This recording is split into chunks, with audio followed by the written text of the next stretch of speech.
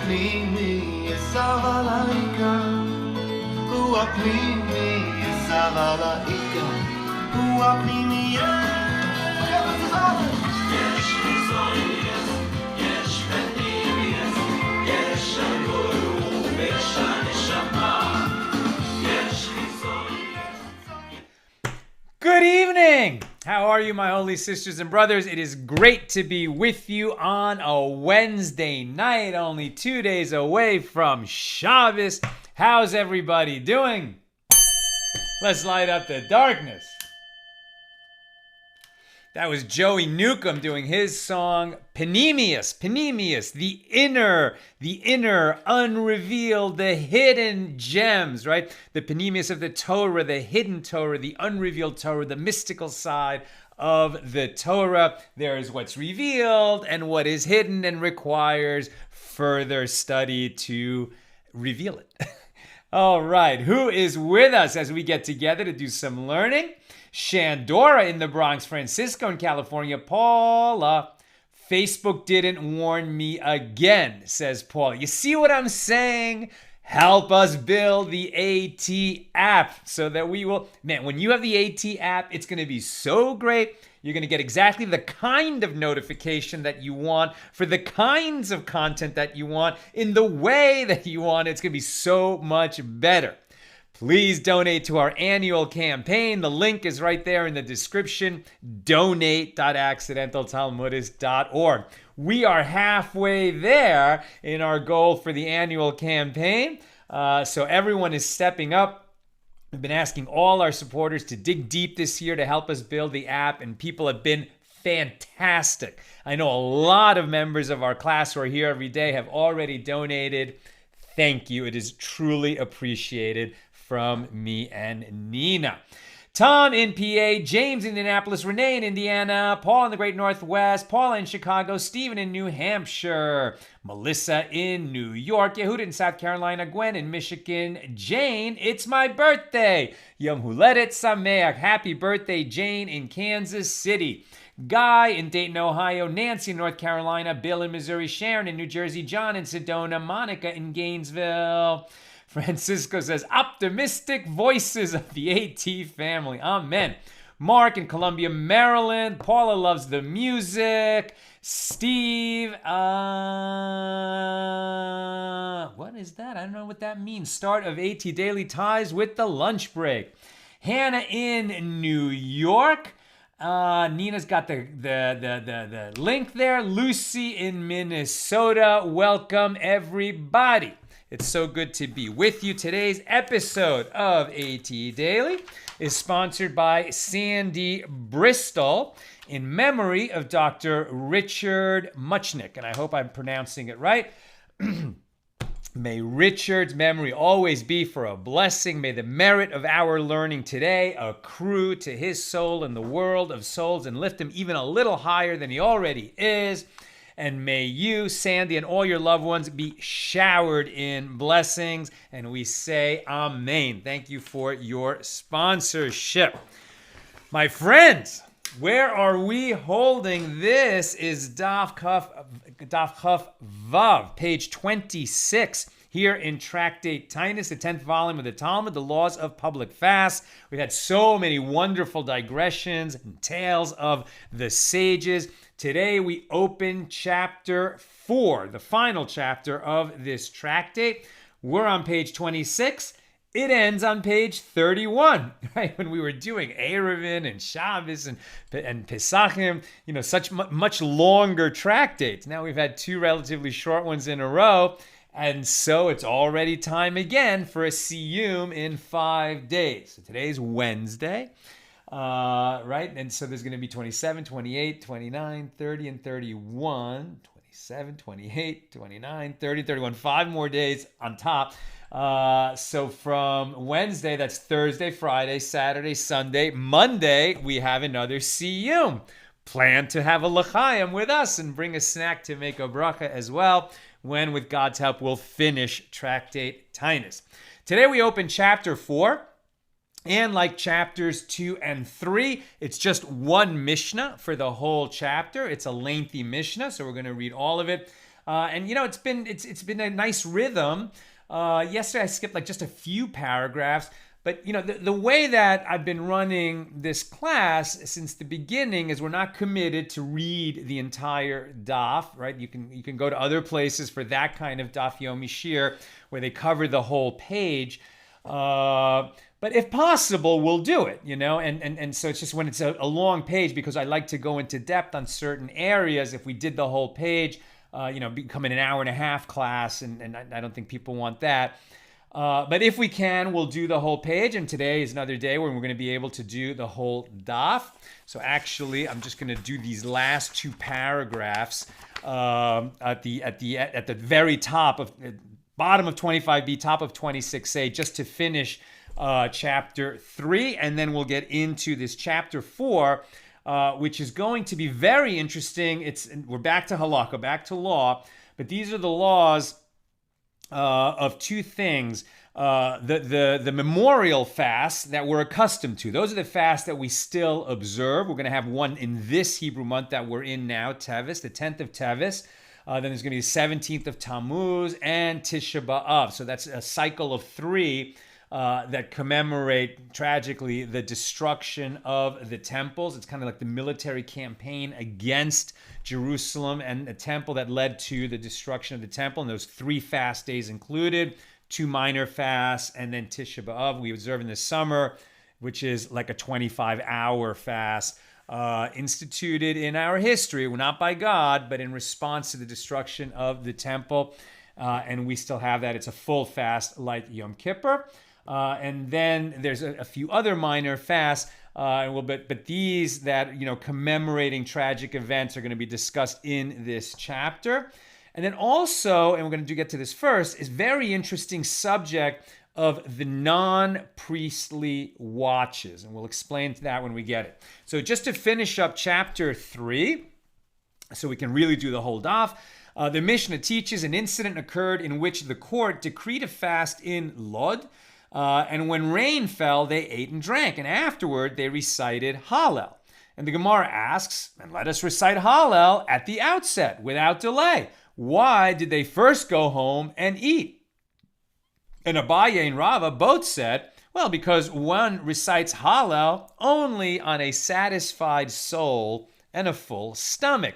Right? When we sing Hallel, we still do this on festivals. We're praising God, thanking Him for all the blessings in our lives.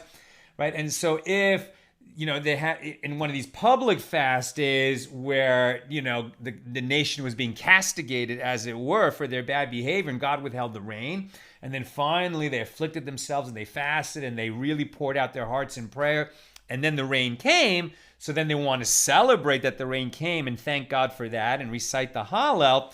But they shouldn't do that while they're fasting. Normally, you would never be fasting when we're reciting Hallel, since it's associated with joyous festival days. So they would go home, eat, and then come back and recite Hallel.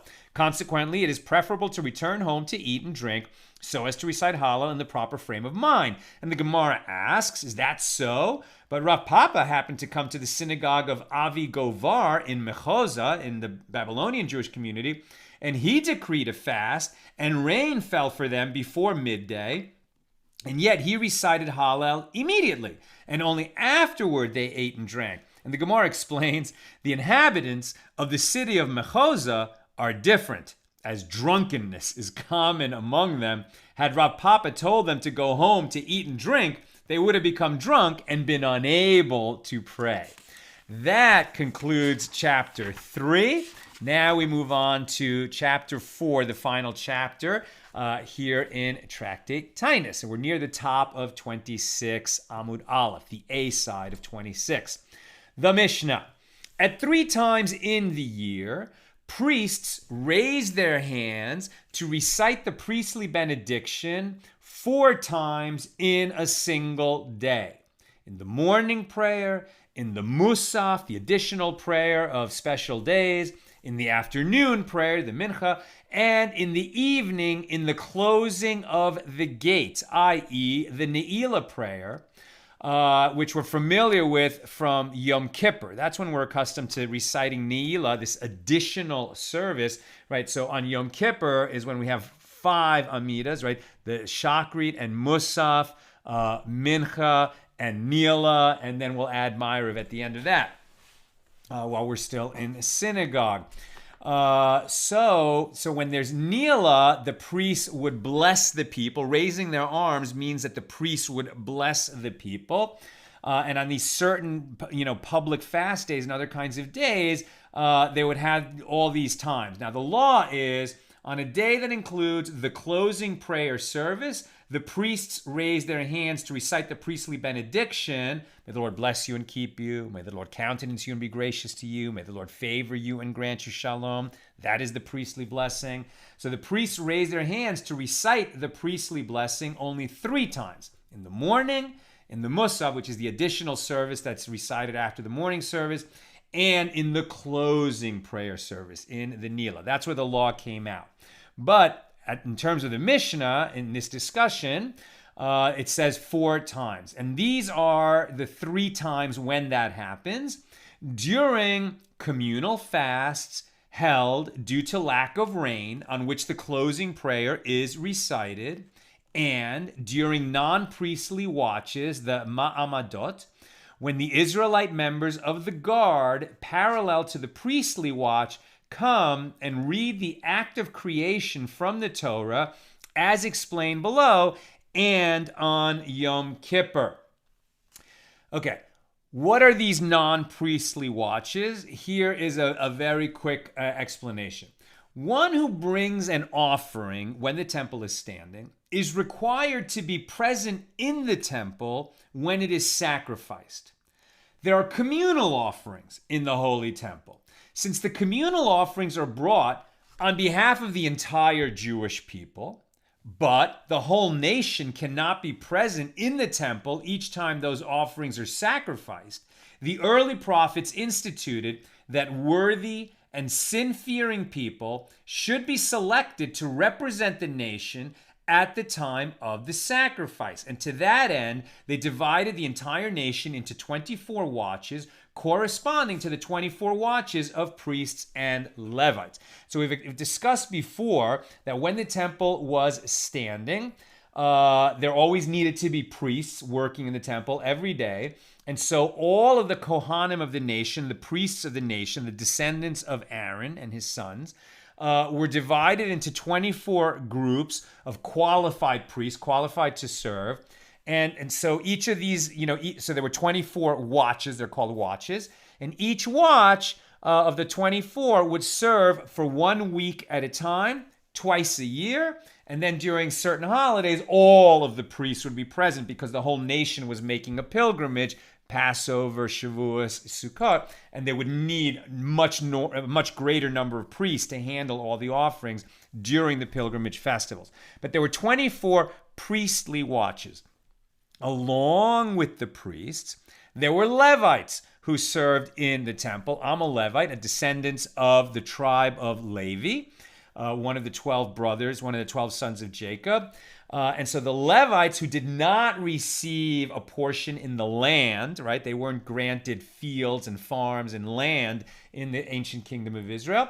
Rather, their portion was God, as it were. They would receive a tithe from the rest of the Jews in Israel, and they lived in the cities. And so not all the Levites could serve, but again, there were representatives of the Levite tribe who were grouped into 24 groups who would accompany the 24 watches of priests. And as we're reading now, because when communal offerings were brought, which was every day in the temple, there needed to be representatives of the rest of the nation present in the temple to stand in for the nation. And so there were very worthy people, worthy sin-fearing people, who were selected to be part of the non-priestly watch. And they would serve for a week at a time alongside the priests by basically being present. The Levites would play the music, and they had certain duties that they could do. The non-priestly watches, really their job was to be there, not get in trouble, and stand in for the nation, kind of as observers when the communal offerings were brought. Now, these are the non-priestly watches. Since it is stated command, the children of Israel and say to them, this is a law in Numbers 28:2. Command the children of Israel and say to them, my offering of food, this is God talking, my offering of food, which is presented to me, made by a fire of a sweet savor to me, you shall guard the sacrifice to me in its due season. And this verse teaches that the daily offering was a communal obligation that applied to every member of the Jewish people. And the Mishnah asks, but how can a person's offering be sacrificed when he is not standing next to it? And the Mishnah explains, since it is impossible for the entire nation to be present in Jerusalem when the daily offering is brought, the early prophets, Samuel and David, instituted the division of the priests into 24 priestly watches, each of which served for approximately 1 week, twice per year. For each and every priestly watch, there was a corresponding non-priestly watch in Jerusalem of priests, Levites, and Israelites who would stand by the communal offerings for that day to represent the community. Now, the early commentaries ask, granted, the representatives of the people must be present in the temple when the communal offerings are sacrificed. But why must ordinary Israelites be included in the watches? Let the priests and Levites, who are in any case in the temple performing the sacrificial service, also serve as representatives of the rest of the nation. And some commentaries answer that with regard to certain matters, each tribe is treated as a separate community. Consequently, the members of the tribe of Levi, and the priests are also members of Levi, cannot represent the entire nation, but must be joined by representatives of each of the other tribes. And that's why we have the non-priestly watches. When the time arrived for the members of a certain priestly watch to ascend, the priests and Levites of that watch would ascend to Jerusalem to perform the temple service. And as for the Israelites assigned to the priestly watch, some of them went up to Jerusalem while the rest of them assembled in their towns and read the act of creation. The act of creation is the beginning of the book of Genesis, right? The recounting of God creating the world. And the members of the non-priestly watch, who represented the entire community that week, would fast 4 days a week, from Monday until Thursday. And they would not fast on Erev Shabbos, on Friday, in deference to Shabbos, as they did not wish to start Shabbos while fasting. And they did not fast on Sunday so as not to go from rest and delight immediately to exertion and fasting, and run the risk that they might die as a result of the abrupt change. Did you catch that? From Monday to Thursday, they're fasting. Now, that doesn't mean they don't eat for 4 days. It means it's a daytime fast, right? From sun up to sundown, they don't eat. I mean, like our Muslim brothers and sisters when they have Ramadan, right? They don't eat during the day. They only eat at night. Same thing that they would do the non-priestly watch. Why didn't the priests join them in that fast? Because the priests were working, right? These were the Israelites who were just observing. They didn't have obligations. The priests were, bringing the animals, slaughtering the animals, transporting the blood to the altar, the incense offerings. They had a lot of work to do. Certainly they couldn't be, fasting all day, and certainly not 4 days in a row. Which portions of the Torah would members of the non... Now, as for this, what it just said, that some of them would go up to Jerusalem and others of them would do it in their towns. So what does that mean? So some commentaries maintain that those members of the watch who lived in or near Jerusalem would go to the temple together with the priests and the Levites, while those who resided farther away would assemble in the synagogues in their hometowns. Other commentators suggest that those members of the watch who were able to make the journey to Jerusalem would do so, while the older members of the watch, for whom traveling had become difficult, would assemble in their local synagogues. And yet another group of commentators state that the members of each watch were stationed permanently in Jerusalem so they could enter the temple and represent the nation when the communal offerings were brought. And the rest of the watch remained in their hometowns and assembled in their local synagogues. So at any rate, some stayed in their towns, but they were members of the priestly watch, so they observed these fasts and had special things to do in their local synagogues, and others were there in the temple performing the service of, standing by on behalf of the nation when the communal offerings were brought. So, the ones who were in the synagogues, which portions of the Torah would the members of the non-priestly watch read on each day? I guess they were doing this in the temple as well, but at any rate, they would read portions of the Torah. So what did they read? On Sunday, they would read the portions starting with, in the beginning of the creating of heaven, earth, etc. Let there be a firmament, Genesis 1:1 through 1:8. On Monday, they would read Genesis 1:9 through 13. Let there be a firmament and let the waters be gathered. On Tuesday, they would read Genesis 1:14 through 19. Let the waters be gathered and let there be lights. On Wednesday, Genesis 1:20 through 23. Let there be lights and let the waters swarm. These are just the first few words of those verses. On Thursday, let the waters swarm and let the earth bring forth. On Friday, let the earth bring forth, and the heaven and the earth were finished. So that's the whole account of creation. A long passage consisting of 6 verses or more is read by 2 people, and a short passage is read by one, as one cannot read fewer than 3 verses from the Torah together. They're talking about a public reading of the Torah. So if you're going to have a public reading of the Torah, you can't read less than 3 verses by the public reader.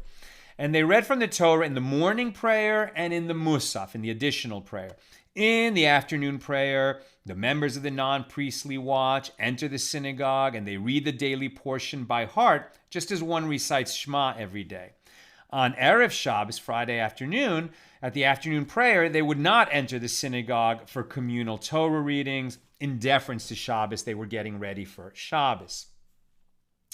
The Mishnah teaches a principle. On any day that has the recitation of Hallel, but on which the additional offering was not sacrificed, for example, Hanukkah, there is no reading of the Torah by the non-priestly watch in the morning prayer. On the days that have both Hallel and an additional offering, such as festivals, the non-priestly watch would also not read from the Torah at the closing prayer. And when a wood offering was brought, as explained below, there was no non-priestly watch in the afternoon prayer. This is the statement of Rabbi Akiva. And as I said to Rabbi Akiva, that this is how Rabbi Yehoshua would teach the law. On days when an additional offering was sacrificed, there was no non-priestly watch in the afternoon prayer. When a wood offering was brought, there was no non-priestly watch in the closing prayer. And upon hearing this, Rabbi Akiva retracted his ruling and began to teach in accordance with the opinion of Ben Azai. What is the wood offering that was just mentioned? In the early years of the Second Temple, there was not enough wood to burn the offerings on the altar, and it had to be supplied by various families on a voluntary basis. We're going to learn about that on page 28. Later, to commemorate their generosity, the day on which each of those families had brought wood for the altar was declared a private holiday for that family. And they would keep that holiday through the generations. And they would bring wood for them. And they would bring wood for the altar. And it was prohibited for them to fast or recite eulogies on their special day, that family holiday that had been granted to them by the nation. According to many early commentaries, the term wood offering refers to the wood itself, which was burned separately on the altar. Others write that it refers to the voluntary burnt offerings that those families would bring to the temple together with the wood. Now, the Mishnah details the times for the wood offering of priests and the people. These were private holidays specific to certain families on which their members would volunteer a wood offering for the altar. Some say it was actually they brought wood just to burn it on the altar in commemoration of this holiday of their family. And others say they're just bringing a voluntary burnt offering, which anyone could bring at any time. But it was their opportunity to give an offering and commemorate that their family had been there for the nation when the nation was short on wood at the beginning of the Second Temple period. Excuse me. Baruch atah Adonai Eloheinu melech haolam shah kol nehi v'divaro.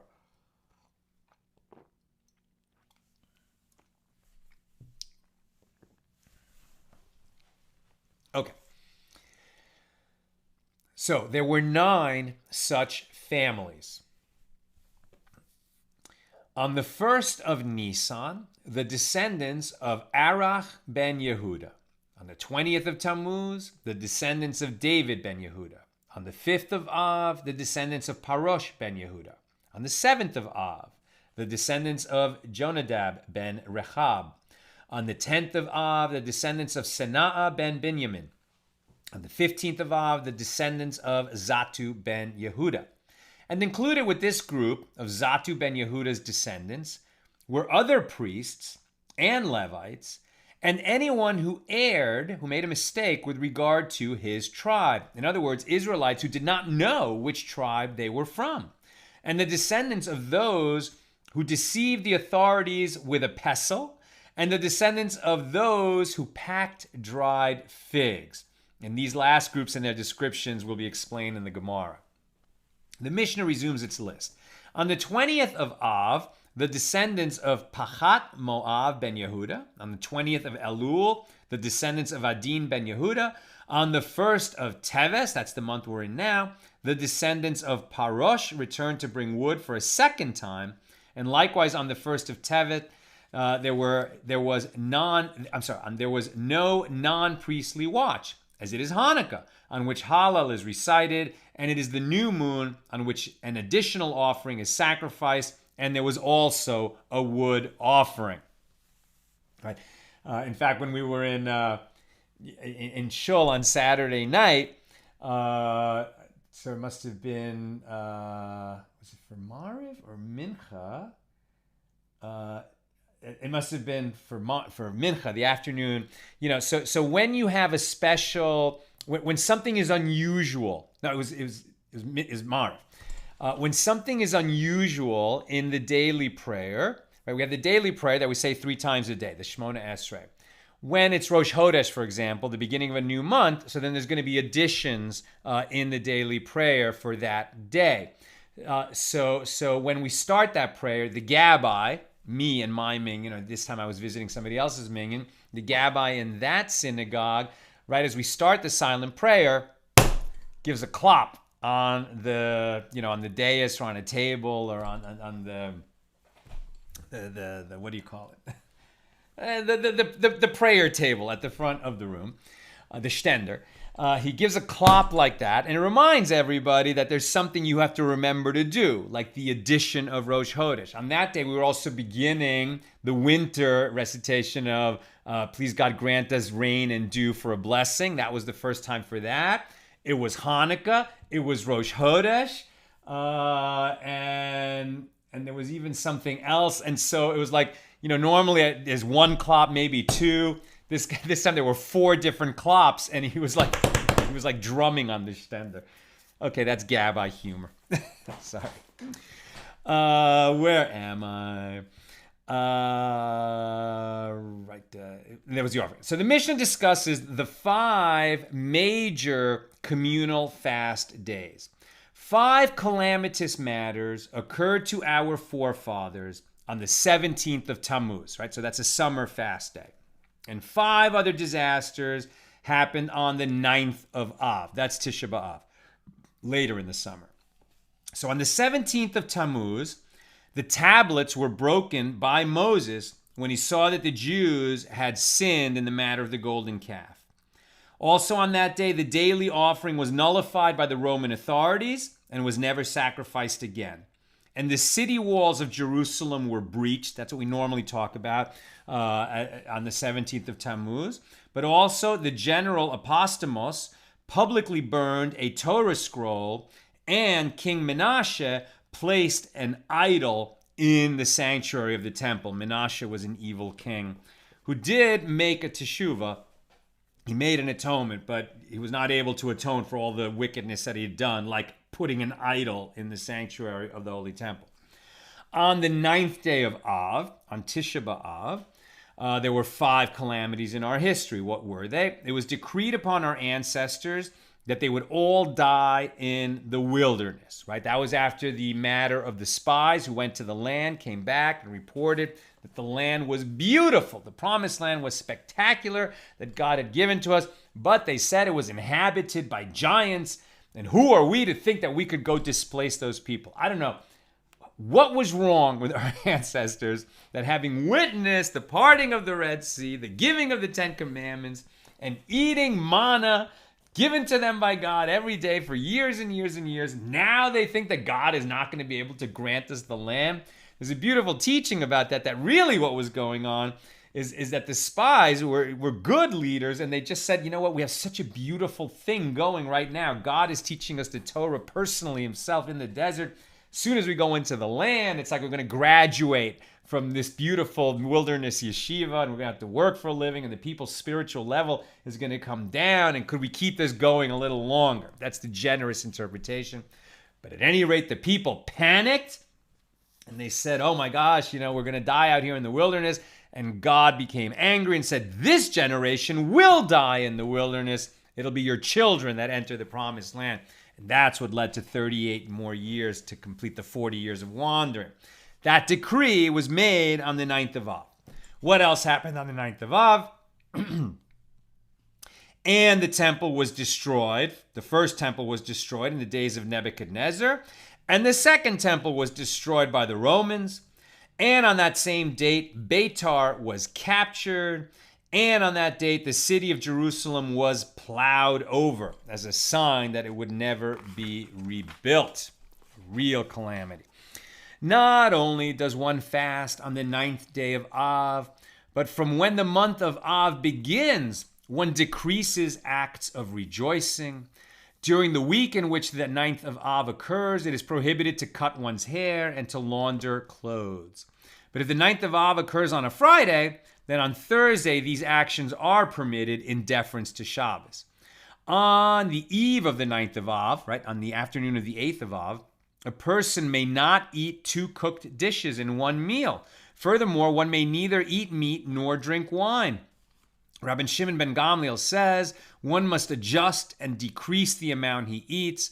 Rabbi Yehuda obligates one to overturn the bed and sleep on the floor like one in a state of mourning, but the rabbis did not agree with him. What is the law about the afternoon before Tisha B'Av? On the day before Tisha B'Av, one may not eat meat or drink wine during the last meal before the fast, if that meal is taken after midday. This law is accepted even by those authorities who maintain that it is permitted to partake of meat and wine during the first 9 days of Av, but not at that last meal before the fast. Additionally, one may not eat 2 cooked dishes during that meal. It has to be a simple meal.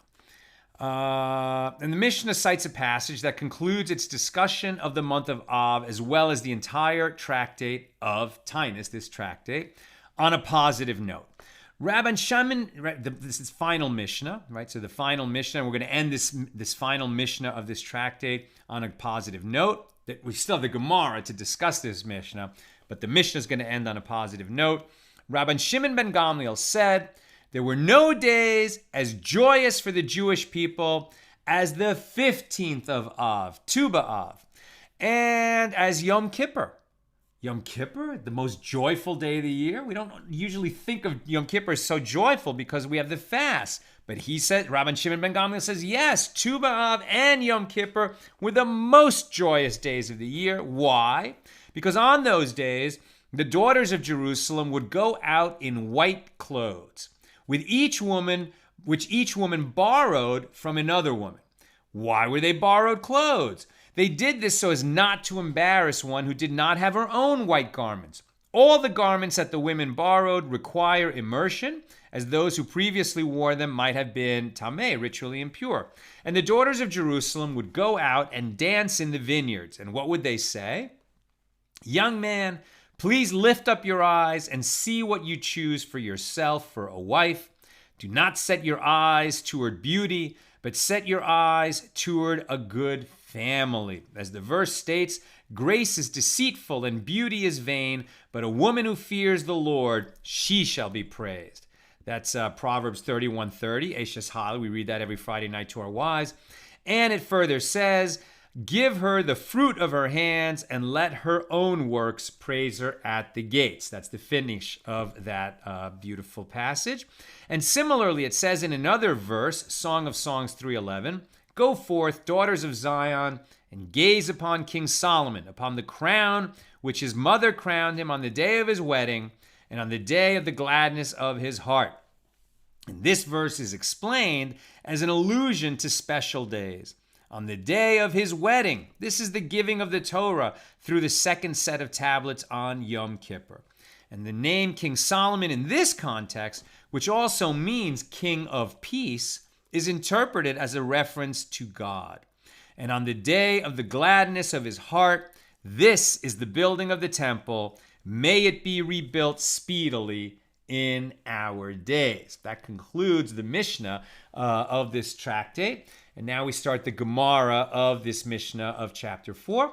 The Gemara. The Mishnah taught at 3 times in the year, priests raise their hands to recite the priestly blessing 4 times in a single day on communal fasts, non-priestly watches, and Yom Kippur. And the Gemara asks, how do they recite the priestly benediction 4 times on these days? Do fast days and gatherings of non-priestly watches have an additional prayer? Do they have a musaf?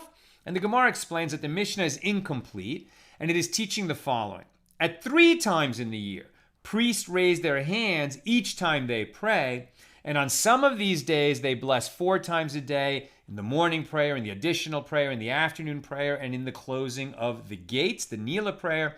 And these are the 3 times: communal fasts, non-priestly watches, and Yom Kippur. The name of that final service that we do on Yom Kippur, Nila, means the closing. What is it referred to? So we had 2 opinions here in a note. And basically the idea is, and who says which? The Jerusalem Talmud has 2 explanations for this. Rabbi Yochanan says that it refers to the daily closing of the temple gates. At night, the temple gates were closed. And so this is the final service before they would close the gates, which is performed toward the end of the day. Rav maintains that it refers to the closing at sunset of the heavenly gates, which hide the sun from view until the following morning. Rav Nachman said that Rabba Bar Avu said, this Mishnah is the statement of Rabbi Meir. However, the rabbis say the morning prayer and the additional prayer have the priestly benediction of the raising of the hands, whereas the afternoon prayer and the closing prayer, Nila, do not have the raising of the hands. And the Gemara asks, who are these rabbis who disagree with Rabbi Meir? It is the opinion of Rabbi Yehuda, as it is taught in a Baraisa. The morning prayer, the additional prayer, the afternoon prayer, and Nila all have the priestly blessing of the raising of the hands. This is the statement of Rabbi Meir. Rabbi Yehuda says the morning prayer and the additional prayer have raising of the hands. The afternoon prayer and Nila do not have raising of the hands. Rabbi Yosei says Nila has the raising of the hands. The afternoon prayer does not have the raising of the hands. That's where we are today. The Gemara asks, with regard to what principle are they disagreeing? Rabbi Meir maintains, what is the reason that priests do not spread their hands to bless the people every day in the afternoon prayer? It is due to potential drunkenness, as people occasionally become intoxicated during their lunch. They have a 2-martini lunch. And it is prohibited for an inebriated priest to bless. Odd, because we've seen that when the priests were serving in the temple, they weren't allowed to drink any alcohol, lest they be called to serve, even if that was not their day of service.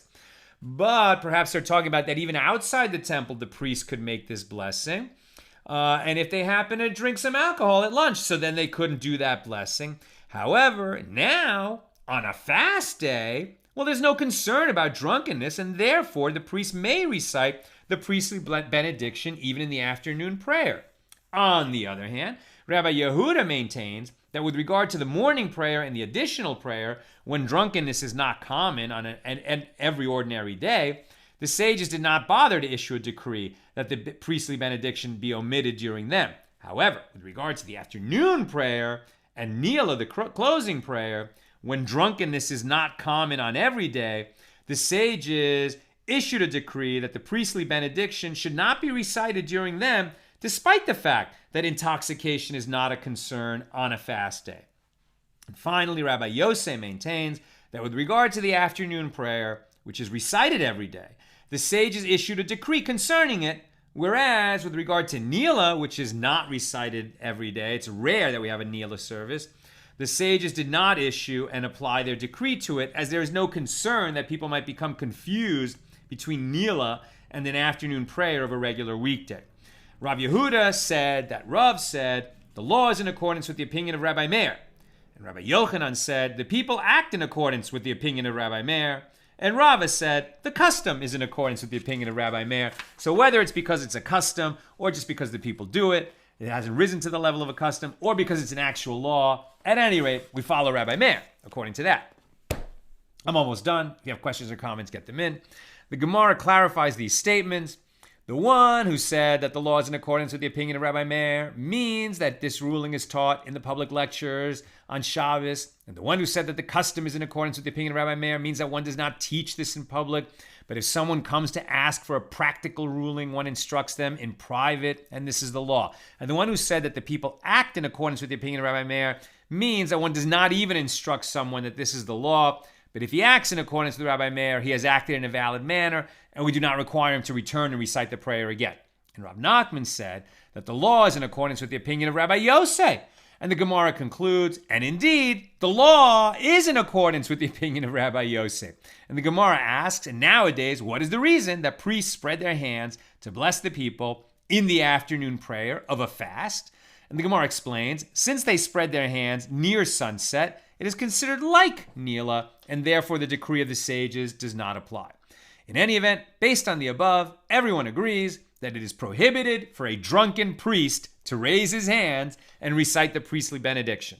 And the Gemara asks, from where are these matters derived? And Rabbi Yehoshua ben Levi said, in the name of Bar Kapara, why is the portion of the priest who recites the blessing, see Numbers 6:22 through 27, juxtaposed with the portion of the Nazir, the one who takes a vow to abstain from wine, see Numbers 6:1 through 21. Why are they next to each other in the Torah? They are juxtaposed to say that just as it is prohibited for a Nazir to drink wine, so too it is prohibited for a priest to recite the benediction. It is prohibited for a priest who recites the benediction to drink wine. And certainly to enter the temple and serve there. All right, my friends, that's what I've got for us today. Let's go to your questions and comments.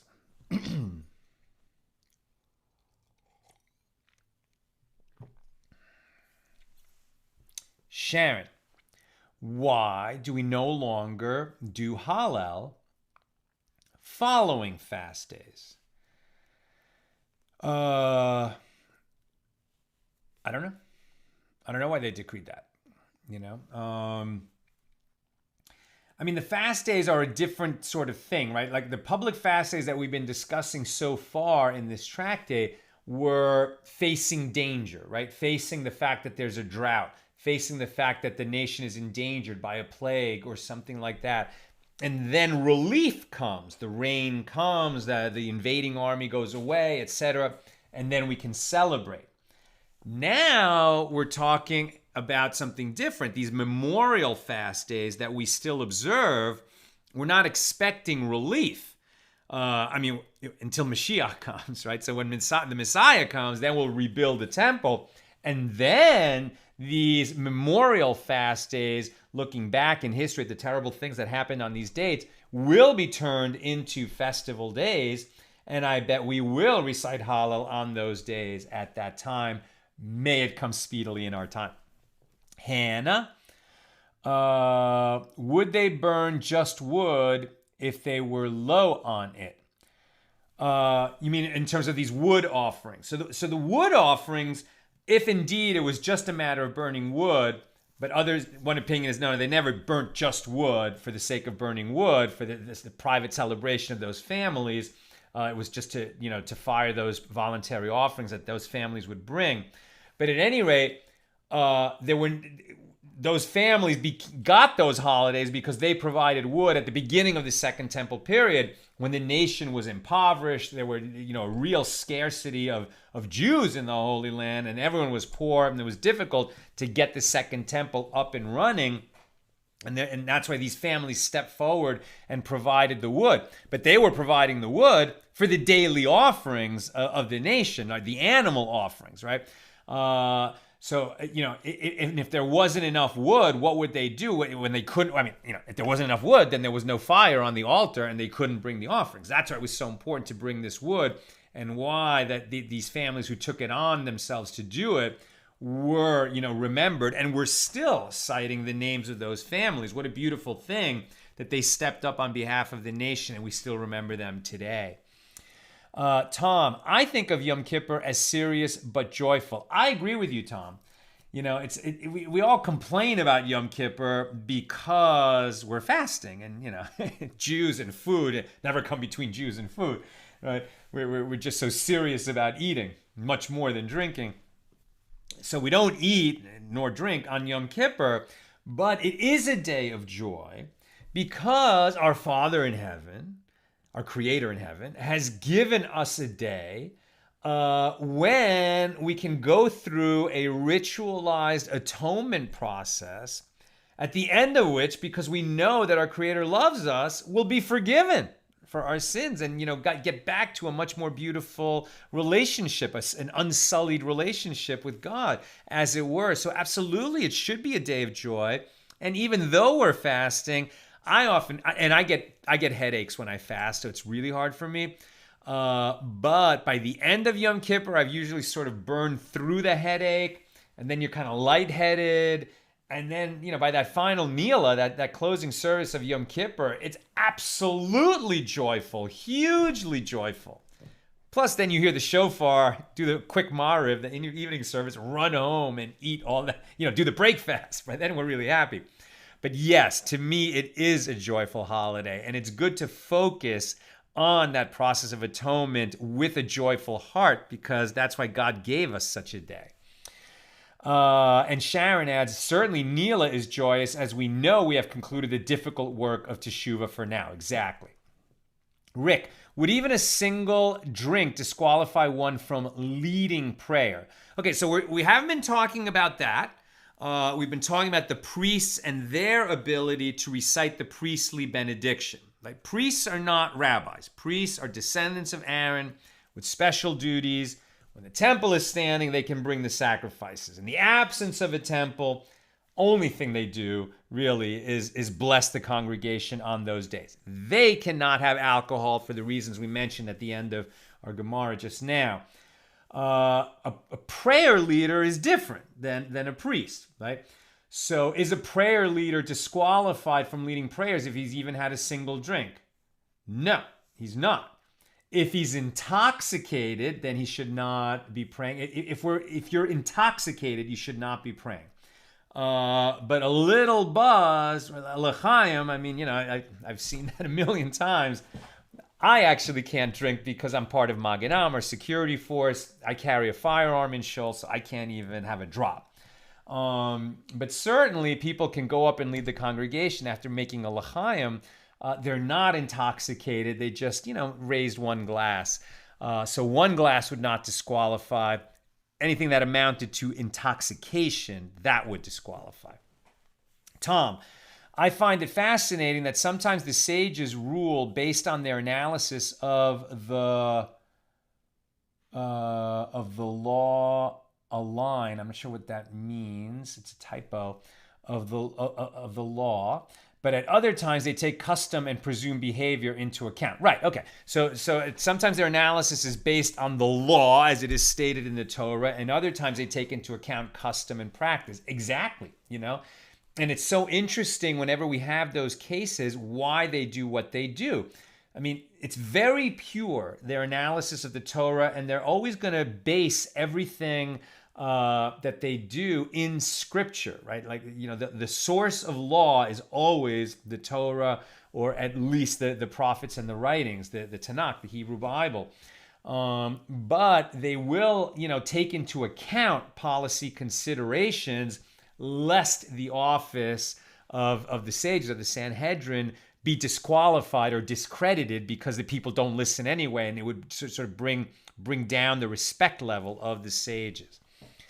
Lucy, There are a number of references to drunkenness in this daf, on this page. Was drunkenness considered normal and frequent then? No, I don't think so. Not at all. But like they pointed out that in the city of Mechoza, a lot of people were drunk. And we've read elsewhere that the spiritual level of that city was considered very low.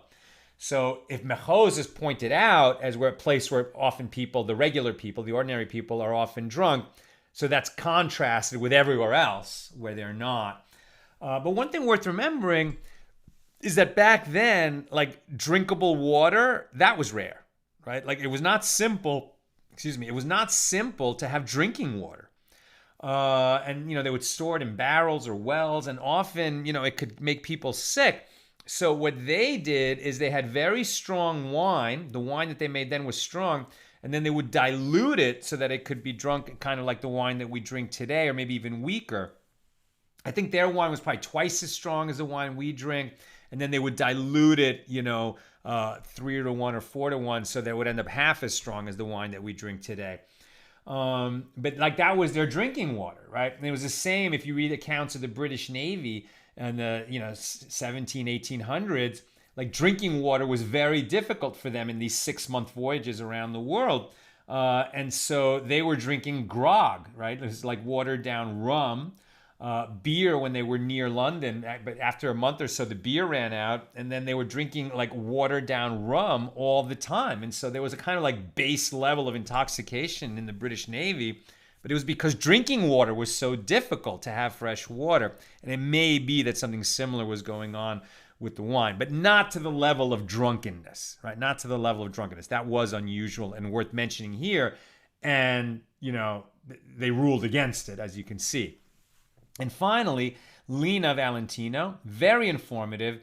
I thought Yom Kippur was supposed to be miserable, but I understand better now. From Emmett, Idaho. So glad to have you with us, Lena, and thank you for your comment.